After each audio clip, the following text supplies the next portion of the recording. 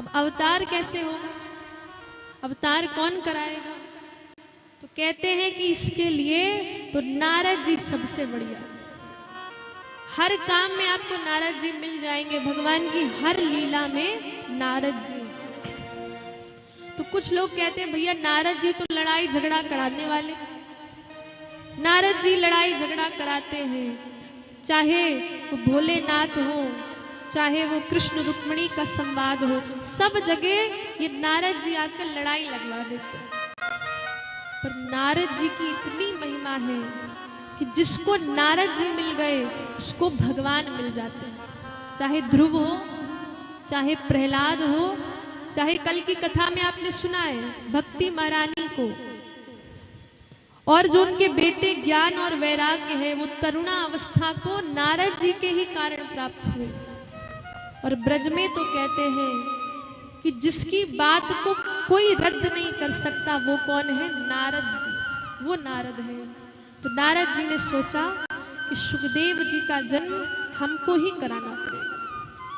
अब सुखदेव जी पहुंच गए कहां पर? कैलाश पर्वत। कैलाश पर्वत पहुंच गए, देखा वहां पर भोलेनाथ तो है नहीं, सोचा अच्छा मौका है। कैलाश पर्वत में प्रवेश करते हैं, देखा पार्वती जी बैठी हुई, भोलेनाथ का ही नाम उच्चारण कर रही है। और तभी नारद जी गए, प्रणाम किया, और कैसी है पार्वती जी? तो पार्वती जी ने कहा सब बढ़िया नारद जी, आप आते ही नहीं हो, क्या हो गया, आते क्यों नहीं हो कैलाश में? अरे नारद जी कहते सब संसार झूठा है, इतने झूठे लोग हो गए हैं कि अब मन ही नहीं करता किसी के घर जाऊं, इसीलिए बस ऐसे ही घूमता रहता हूं, ऐसे ही भ्रमण करता हूं। नारद जी ने कहा अच्छा ये बताइए कि आपके पतिदेव तो आपसे झूठ नहीं बोलते? पार्वती जी कहती हैं अरे हमारे बीच में जो प्रेम इतना प्रगाढ़ है कि हमारे बीच में झूठ तो है ही नहीं, एक मात्र भी, एक लेश भी झूठ नहीं है। नारद जी ने कहा अच्छा इतना प्रेम आपसे भोलेनाथ करते हैं? हमारी पार्वती जी एकदम ठोक कर कहती हाँ मेरे भोलेनाथ मुझसे प्रेम करते हैं, और जहां प्रेम है वहां झूठ हो ही नहीं सकता। नारद जी ने कहा बहुत अच्छा, अच्छा यदि प्रेम करते हैं तो ये भी बताया होगा कि मुंडों की माला किसकी है? अरे उसी समय पार्वती जी का मुंह बन गया। अब मैंने इतना तो कह दिया कि भोलेनाथ मुझसे इतना प्रेम करते हैं, मुझसे झूठ नहीं बोलते, और मुझे यही नहीं मालूम। अब दुखी हो गई, मन ही मन दुखी है कि अब बताओ मेरी तो बेइज्जती हो गई। मैं इतना सब कह रही थी मेरे पतिदेव मुझसे इतना प्रेम करते हैं, पर इन्होंने मुझसे झूठ बोल दिया। तो नारद जी ने कहा कि अब मैं चलता हूं, मेरा काम तो हो गया। काम करके नारद जी गायब हो गए। अब भोलेनाथ आए, अरे भोलेनाथ आए, कहते सुनती हो? और आज हमारी पार्वती जी ने सुना नहीं, वैसे तो रोज आ जाती है स्वागत करने के लिए, पर आज आई नहीं रही। भोलेनाथ आवाज लगा रहे सुनती हो भाग्यवान? अरे श्रीमती जी सुनती हो? 3 बार आवाज लगा दी, आई नहीं। अब भोलेनाथ समझ गए कोई ना कोई गड़बड़ जरूर है, दाल में तो कुछ ना कुछ काला है। अब क्या काला है अब पता लगाया था। भोलेनाथ गए, भोलेनाथ ने पूछा क्या हो गया देवी जी, आप हमसे गुस्सा हैं? कुछ नहीं बोली, अपना काम कर रही, बर्तनों को पटक रही है, अरे कुछ बोल ही नहीं रही है। और ऐसे ही देवियां करती हैं, जब गुस्सा हो जाए तो कुछ बोलती नहीं है। आप लोगों को तो अनुभव होगा, कुछ बोलती नहीं है, बस सामान को ऐसे पटकेंगी तो समझ जाना कि पत्नी क्रोधित हो गई। अब भोलेनाथ को लग गया कोई ना कोई बात है, और सामान फेंक कर चली जाती है कोप भवन। पहले के जमाने में ये होता था कि अगर पत्नियां गुस्सा हो जाएं तो उनके लिए एक रूम बनाया जाता था कि वहां जाकर गुस्सा करें। आजकल तो पत्नियां मायके चली जाती हैं गुस्सा हुई, पर उस समय क्या होता था कि एक रूम बनता था उनके लिए, वहां जाकर वो क्रोध करते।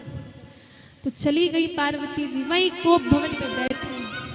भोलेनाथ गए, भोलेनाथ ने पूछा क्या हो गया देवी जी, कुछ हो गया? किसने क्या कर दिया हमें बताइए। मैं महाकाल हूँ, कालों का काल हूँ, मैं आपकी हर दिक्कत को सॉल्व कर दूंगा। अच्छा, पार्वती जी ने फिर भी कुछ नहीं बोला। अब भोलेनाथ समझ गए मैंने ही कुछ करा, ऐसा मुझे लग रहा है। अरे देवी जी मैंने कुछ किया है बताओ जरा। अब पार्वती जी कहने लगी इतना सब करके बैठे हो, उसके बाद पूछते हो। अब ये भी दिक्कत है कि पत्नियां किस बात पर रूठ जाए पता ही नहीं चलता, किस बात पर रूठ जाए पता ही नहीं चलता। अब भोलेनाथ ने कहा देवी जी क्या करा ये तो बताओ, तब गुस्सा करना। अब पार्वती जी बोलना शुरू करती, हमने तो पूरे संसार में डंका बजवा दिया कि आप मुझसे प्रेम करते हो, मुझसे झूठ नहीं बोलते, और आपने ये ही नहीं बताया कि मुंडों की माला किसकी। आप इतने मन से कारे हो, इतने कारे हो कि अपनी पत्नी से झूठ बोलते हो। अरे भोलेनाथ ने कहा इतनी सी बात देवी जी, अरे पूछ लेती हमसे तो हम बता देते, आपको इतना सब पटका पटकी करने की क्या जरूरत थी, आपने पूछा ही नहीं हमसे। तो अब हम आपको बताते हैं कि ये मुंडों की जो माला है ये आपकी ही है। आप बार बार जन्म लेती हो और बार बार मैं आपके प्रतीक को इसी माला में पिरो लेता हूं। अब और गुस्सा हो गई, और गुस्सा और क्रोधित हो गई। अब भोलेनाथ ने कहा अब क्यों क्रोधित हो गई, अब तो मैंने सच्चाई बता दी। कहा कि पहले तो आप मन के कार्य थे, अब और कार्य हो गए हो, क्योंकि मुझे बार बार मरना पड़ता और आप हमेशा जीवित रहते हो, अमर रहते हो, ये कैसे हो सकता है। तो कहा देवी जी इसके पीछे भी कारण है, और कारण है कि मैंने अमर कथा सुन रखी है, अमर कथा सुनी है मैंने, और इस अमर कथा के कारण मैं हमेशा जीवित रहता हूँ, अमर हूँ। नाम ही क्या है इसका, अमर कथा। तो देवी जी ने कहा पार्वती जी ने मुझे भी अमर कथा सुननी है। अच्छा सुननी है आपको भी, तो पहले ये आपको स्थान देखना पड़ेगा कि आपके अलावा कोई और ना सुन सके। तो इसलिए भोलेनाथ पार्वती जी के साथ अमरनाथ गए।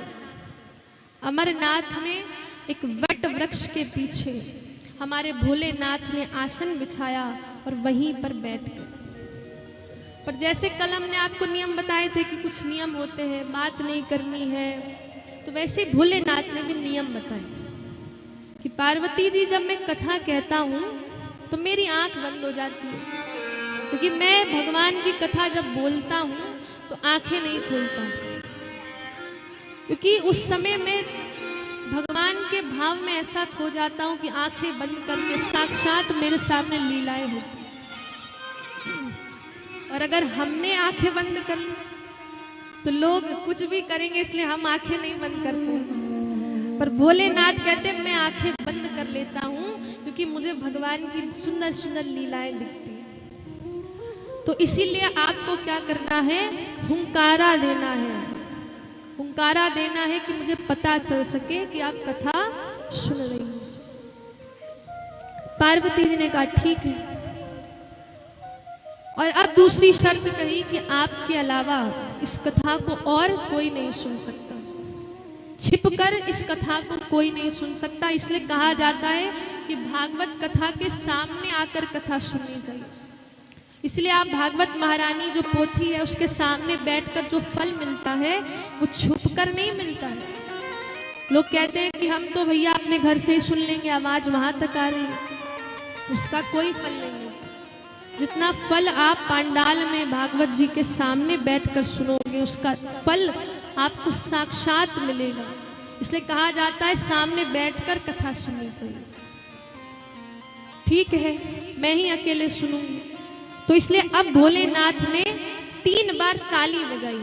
कितनी बार बजाई? 3 बार ताली। और जैसे ही ताली बजाई वैसे ही जितने भी पक्षी पशु थे सब उस वृक्ष से भाग गए। अपने त्रिशूल को भेजा कि तुम देख के आओ कोई है तो नहीं, और अंत में पार्वती जी को भेजा। पार्वती जी ने भी देखा कोई नहीं है, और अब कथा सुनने के लिए वो बैठ गई। अब कथा शुरू होती है, महात्मा से शुरू हुई। भोलेनाथ की आंखें बंद, प्रथम स्कंद आया, द्वितीय स्कंद आया, ऐसे करते करते जैसे ही दशम स्कंद आया, अरे हमारी पार्वती जी की आंख लग गई।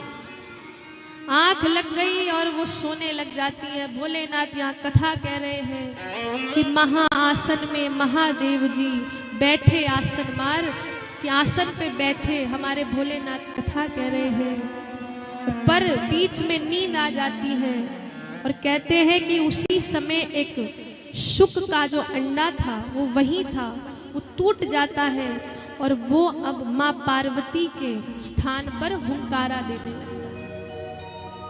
पार्वती जी सो रही हैं और इधर हमारे भोलेनाथ कथा को आगे बढ़ा रहे हैं। दशम स्कंद पूर्ण हुआ, ऐसे करते करते द्वादश स्कंद पर जैसे कथा विश्राम हुई, कहा बोलिए भक्त वत्सल भगवान की, कृष्ण कन्हैया लाल की जय हो। तो इस प्रकार से जैसे ही 12 स्कंद विश्राम हुए वैसे ही हमारी पार्वती जी की नींद खुल जाती। अरे क्या हो गया, तुरंत झटके में आ गई। और तभी उन्होंने सोचा कि अभी तो कथा दशम स्कंद में चल रही थी और अभी समाप्त हो गई, भगवान अपने धाम चले गए। पूछा स्वामी भगवान ने अभी कौन सी बाल लीला करी है, माखन लीला कैसे करी है? अरे भोलेनाथ तो सुनकर क्रोधित हो गए कि आप कथा के दौरान सो गई, सबसे बड़ा पाप आप होगा। और दूसरी बात, ये हुंकारा किसने दिया? क्योंकि मैंने क्या कहा था कि सिर्फ पार्वती जी को ही सुनना है और कोई नहीं सुन सकता। और जैसे ही हमारे भोलेनाथ ने देखा कि एक शुक बैठा है, वो हुंकारा दे रहा है, तुरंत त्रिशूल निकाला और उसको मारने के लिए दौड़ पड़े। आगे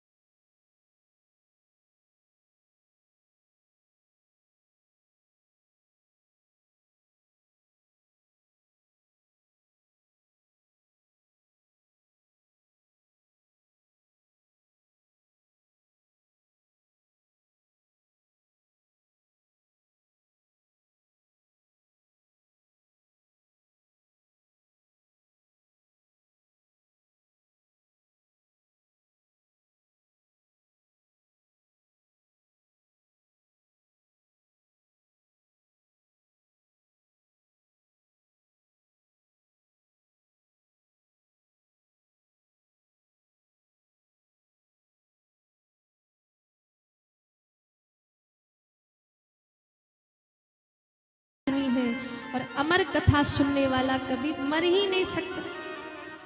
अब भोलेनाथ जी थोड़ा शांत हुए और देखिए आप लोग को भी जब क्रोध आए, क्रोध तो सबको आता है, सब क्रोध करते हैं, तो क्या कहना है क्रोध में? राधा राधा। क्या कहना है? देखिए जब भी क्रोध आए बस राधे राधे का नाम लीजिए, तो सामने वाला भी सोचेगा अजीब पागल है, मैं इसको इतना परेशान कर रहा हूं और ये राधे राधे कह रहा है। तो राधे राधे कहने से आपका भी क्रोध शांत हो जाएगा और सामने वाला आपको परेशान भी करना भूल जाएगा। इसलिए आपको क्या कहना है क्रोध जब आए? क्या कहना है, आवाज नहीं आई। तो जब भी देखिए क्रोध आए तो श्री किशोरी जी का नाम लेना है। कहते हैं राधा नाम से सब बाधा कट जाती है। तो इस प्रकार से भोलेनाथ का क्रोध शांत हुआ और तभी भोलेनाथ ने अपनी तृतीय नेत्र से देखा, ये कोई साधारण शुक नहीं, ये साक्षात राधा जी और ठाकुर जी का पालित शुक है। और ये यहाँ पर धर्म के प्रचार प्रसार के लिए, भक्ति के प्रचार प्रसार के लिए इनका अवतार हुआ है। भोलेनाथ जाते हैं और उसके बाद 9 महीने बीत गए, वो बालक अभी तक नहीं आया। नहीं आया बालक तो हमारे व्यास जी बड़ा परेशान हुए। 16 वर्ष बीत गए, माँ को पीड़ा होने लगी, असहाय पीड़ा होने लगी। तो भगवान से यही प्रार्थना करी कि आप जाकर के अपने भक्त से कहो कि इस संसार में आए। तो कहते हैं साक्षात नारायण आते हैं और सुखदेव जी को आदेश देते हैं कि आप अब इस संसार में आओ, इस संसार में धर्म का, भक्ति का प्रचार प्रसार करो। तो इस प्रकार से अब सुखदेव जी का आगमन होता है। बोलिए सुखदेव भगवान की। साक्षात भगवान के ही पालित सुख ये सुखदेव जी हैं, जिन्होंने परीक्षित जी को कथा सुनाई। और परीक्षित जी ने जैसे ही 7 दिनों तक ये कथा सुनी, उनको भी भगवान का मोक्ष धाम मिला। और अब ये प्रश्न पूछा जाता है, बहुत से इसमें प्रश्न है कि भगवान ने कैसे सृष्टि करी, भगवान ने किस प्रकार से सृष्टि करी।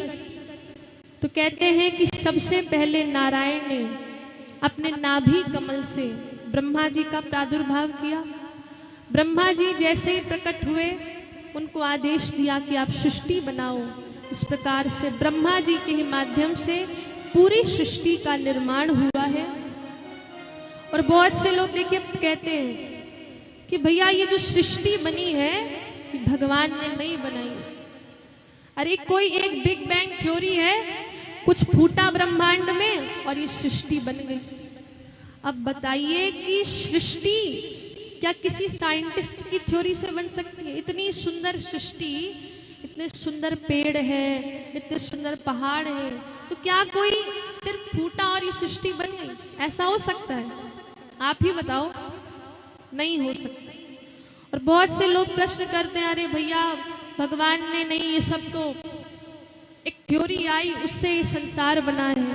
तो ऐसे लोगों से हम ये बोलना चाहते हैं कि देखिए जैसे कोई पेंटिंग होती है, पेंटिंग होती है तो उसको भी कोई बनाता है कि नहीं? ऐसे ही बन जाती है? बनाता है। ये जो पांडाल बना है ये क्या अपने आप बन गया? बताइए, अपने आप बन गया? नहीं बना, इसको भी एक बनाने वाला है, किसी ने बनाया है। तो वैसे ही इस सृष्टि को, इस मानव देह को भी बनाने वाले कौन है? हमारे भगवान। हमें अपने भगवान की रचना पे कभी भी प्रश्न नहीं करना चाहिए। अरे आप देखो भगवान ने कितनी सुंदर आंखें बनाई है, इसके अंदर लेंस है, कॉर्निया है, इतने सुंदर सुंदर इस भगवान ने आंखें बनाई है। शरीर देखिए आप, हम तो रसगुल्ला खा लेते हैं, फिर क्या अपने आप पचता है? क्या हम पचाते हैं उसको? जो भगवान ने इतने सुंदर डाइजेस्टिव सिस्टम, इतने सुंदर सुंदर सिस्टम बनाए हैं यहाँ पर। जैसे ही रसगुल्ला पेट में जाता है उसके बाद अपने आप विभिन्न प्रकार के जूस बनने लगते हैं। क्या आप बनाते हो कि रसगुल्ला इधर पहुंचा तो बाइल जूस आप बनाते हो? पेनक्रियाटिक जूस आप बनाते हो? आप बनाते हो क्या? नहीं बनाते हो।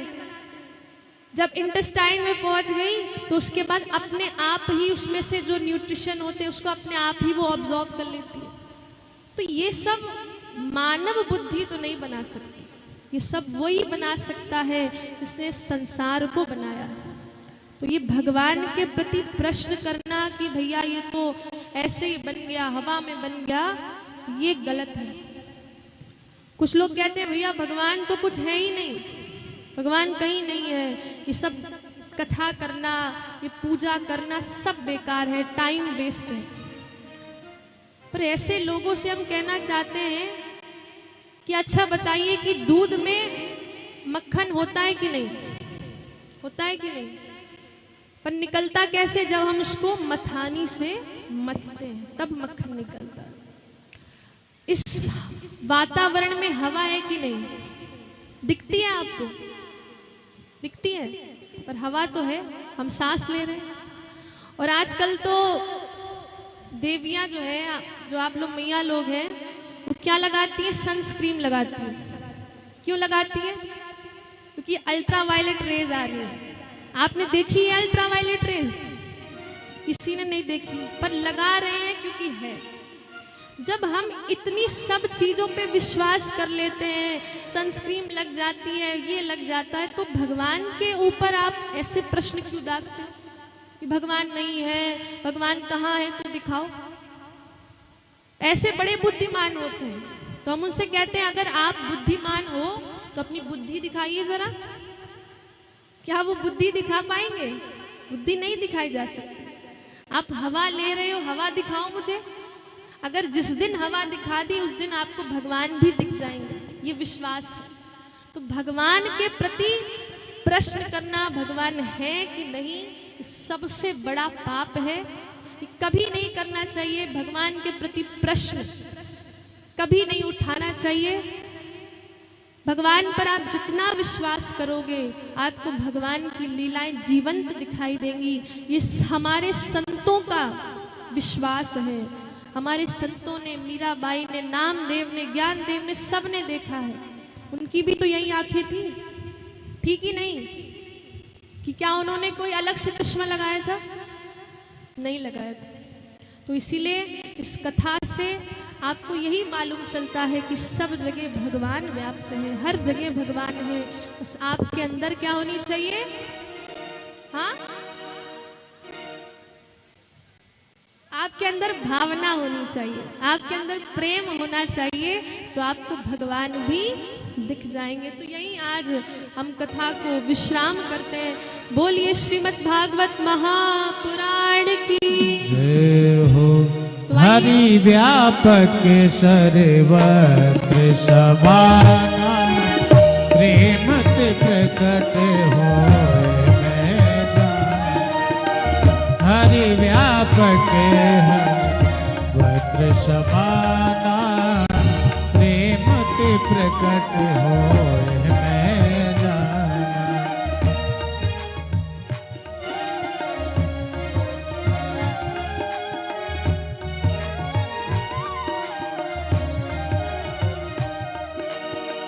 हरि अनंत हरि कथा अनंत कहे, सुनहि बहु विधि सब संग